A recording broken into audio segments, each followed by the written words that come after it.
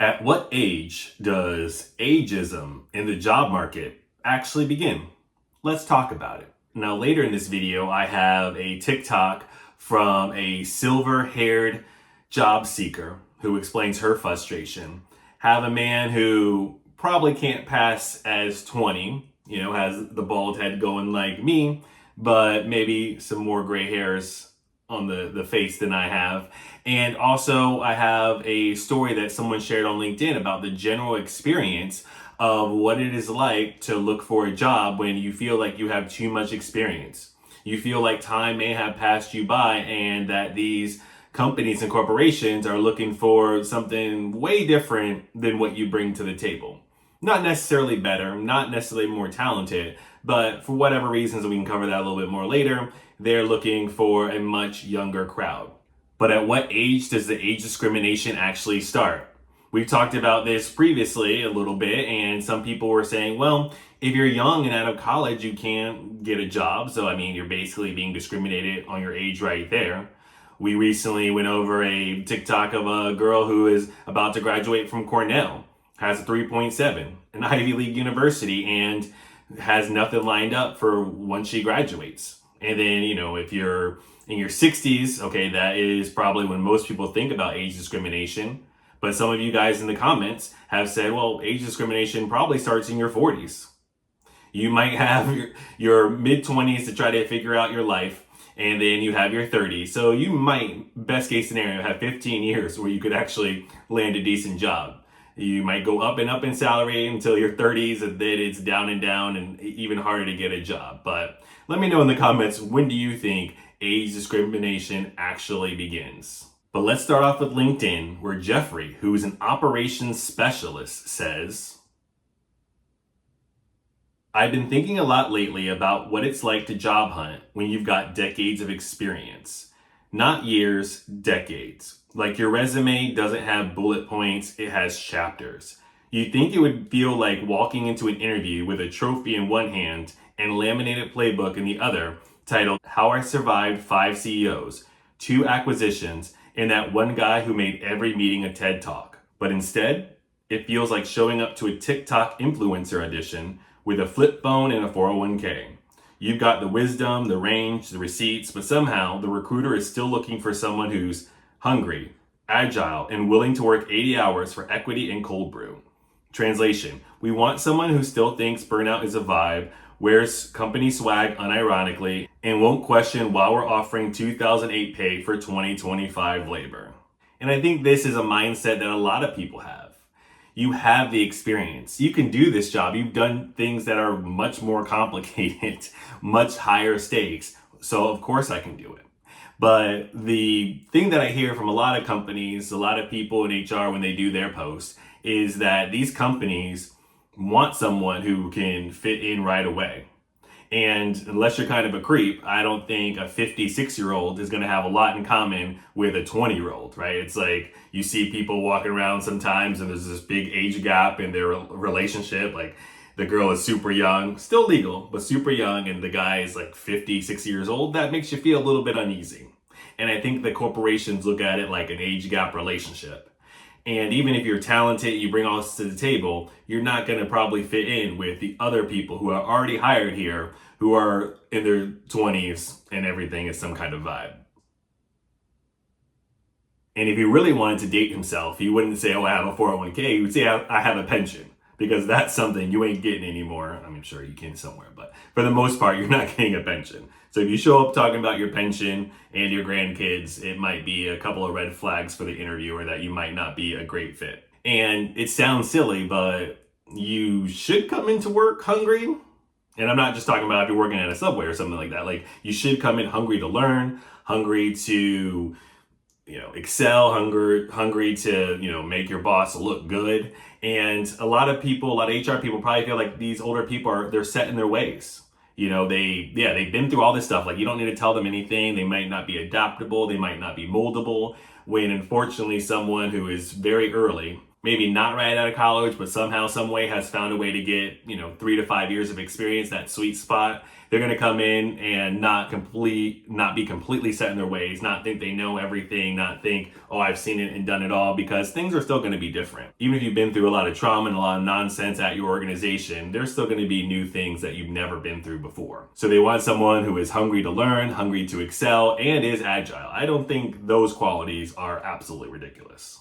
And unfortunately, you're going to probably have to work 80 hours. Like if you have a software deployment, or if you're in accounting at certain times of the year, if you're in retail at the end of the year, there's going to be times where you have to work a lot of hours and you're not going to get paid extra. You're not going to get paid overtime. Unfortunately, that is the expectation of many corporations, but I don't think that's relatively new. And yes, you're going to have to get paid this 2008 salary, at least 2019 salary for your 2025 labor. And that's why it's important to, while you should be hungry to learn, be agile, be moldable, you should still have healthy boundaries, because these companies, they know it's an employer's market and they're going to try to get the stars and the moon from you. You have to keep them relegated to earth, right? And we're not going out of the atmosphere for what you're paying me. And I'm not going to work every night late, and I'm not going to work every weekend. You still need to set up some kind of boundaries, knowing that your pay is not going to be great, especially compared to 5-10 years ago, unfortunately. And you're not going to have the flexibility of working remote if that's something that you're interested in. So you got to set those boundaries early. You don't want to be established as the person who's a pushover, who will do anything. Like when I say you want to be hungry, yes, you want to do a good job. You want to be a good teammate. You want to make your boss look good. But that's got to stop at a certain hour. You could maybe 5, maybe 6 p.m. You can't be staying till 9, 10 p.m. trying to make your boss look good.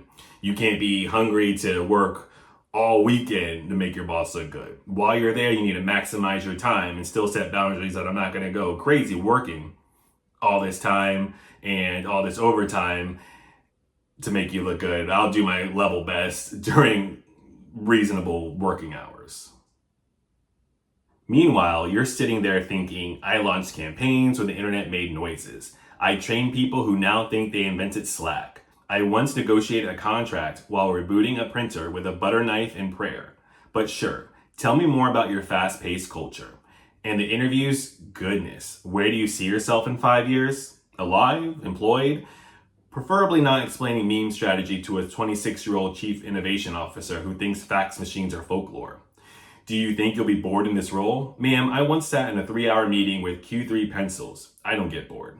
I get efficient. And the rejection emails, chef's kiss of passive aggression. After careful consideration, we've decided to move forward with another candidate. That candidate, they're using your old templates. They're referencing your work in meetings. You're not just qualified, you're the curriculum. And I think most of the times it's pretty disrespectful to say someone needs to humble themselves and, whatever, check themselves before they wreck themselves. But in this case with Jeffrey, I'm sure he's PO'd. I'm sure he's ultimately very frustrated. But this is the kind of stuff that you really don't want to throw into the atmosphere. And if you're showing up to an interview with this kind of attitude, I don't think you're going to get any jobs.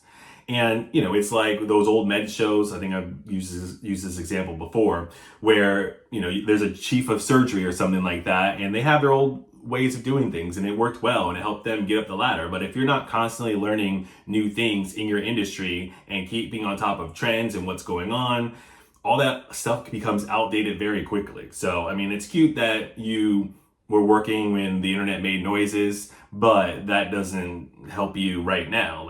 What do you know about AI? What do you know about TikTok? What do you know about all these things that everyone else is using? You got to have your finger on the pulse. And this kind of attitude, I don't know if he's going to interview saying this, but this stuff is tied to his government name.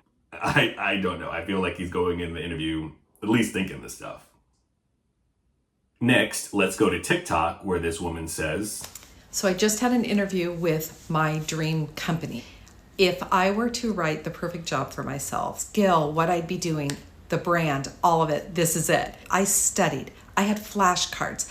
I had ChatGPT interview me. I was like, this is the job. So absolutely, it's good to go into an interview prepared. But yeah, ChatGPT can do a lot of things, but you need that practice of talking with a human.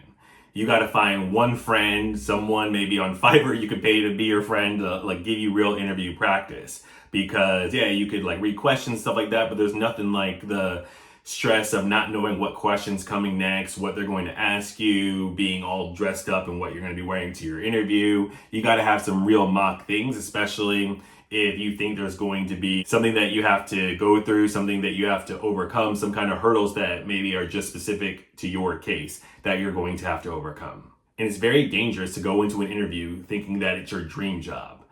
Like the kids say, I don't dream of labor. And I think that is kind of the best way to go about it, because one of the easiest ways to lose something is to want it too much. So if you go in too excited, too like nervous, putting additional pressure on yourself that I have to land this job because it's a dream job, this is perfect for me, then that's going to add additional pressure that you're really not going to want to have on yourself come the real interview.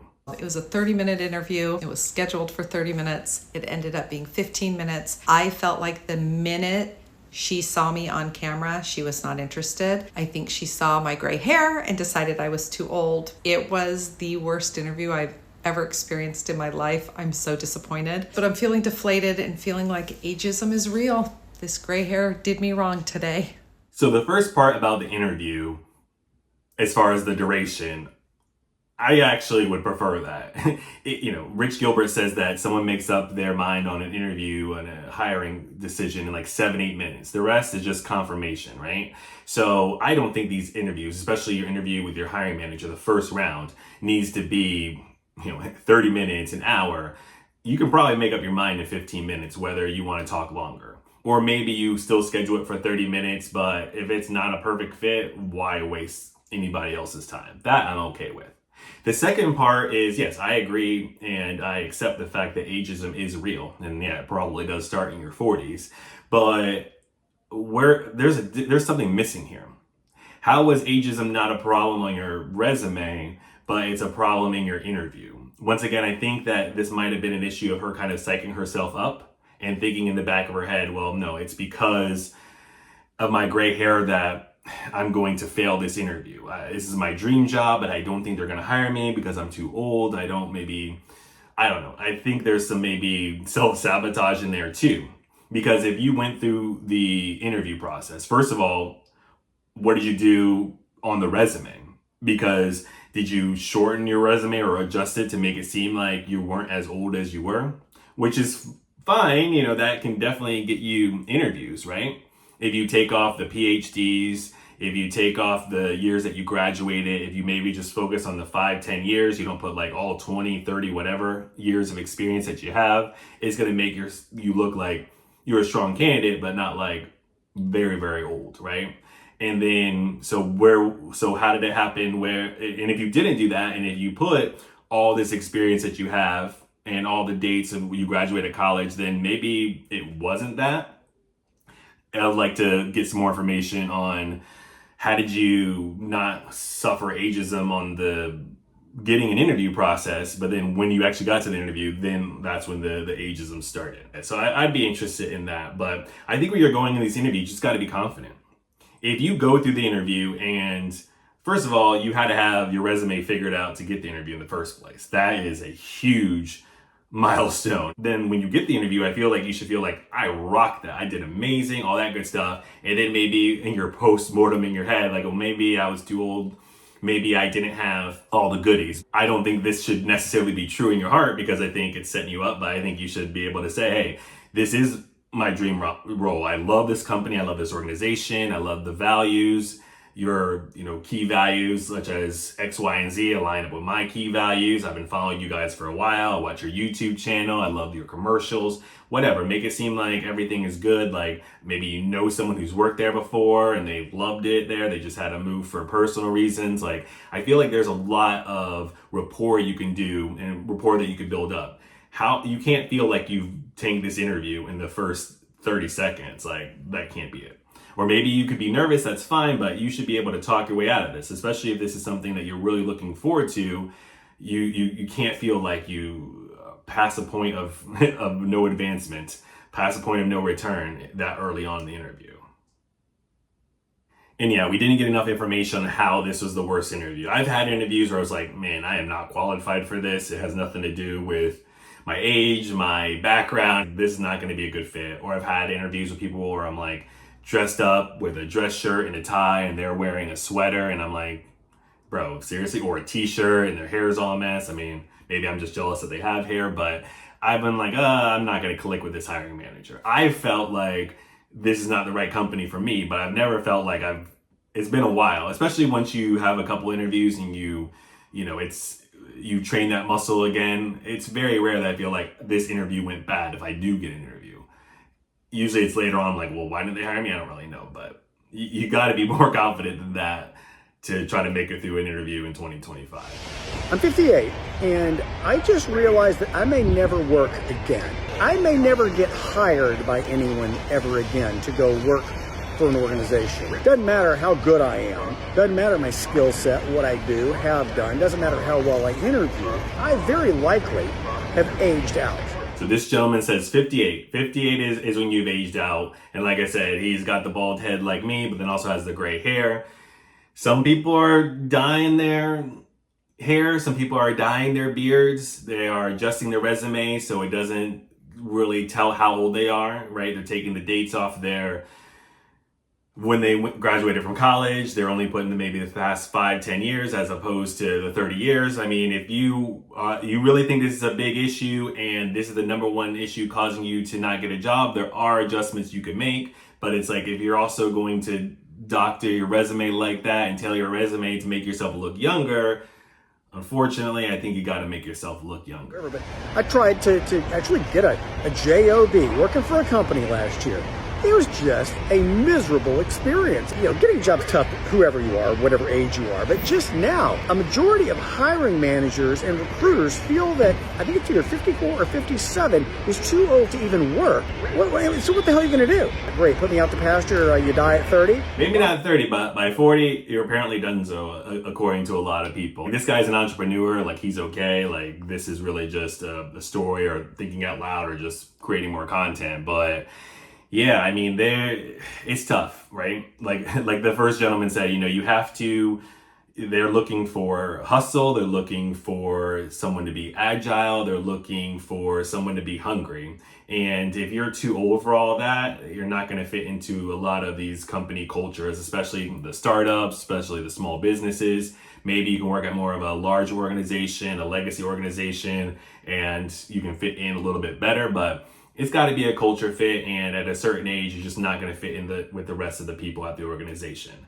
But let me know what you think of these stories down in the comments below. And if you have some extra time, YouTube thinks you get a lot of value out of the video on screen now. And until next time, remember, times are tough, but so are you. Talk to you later.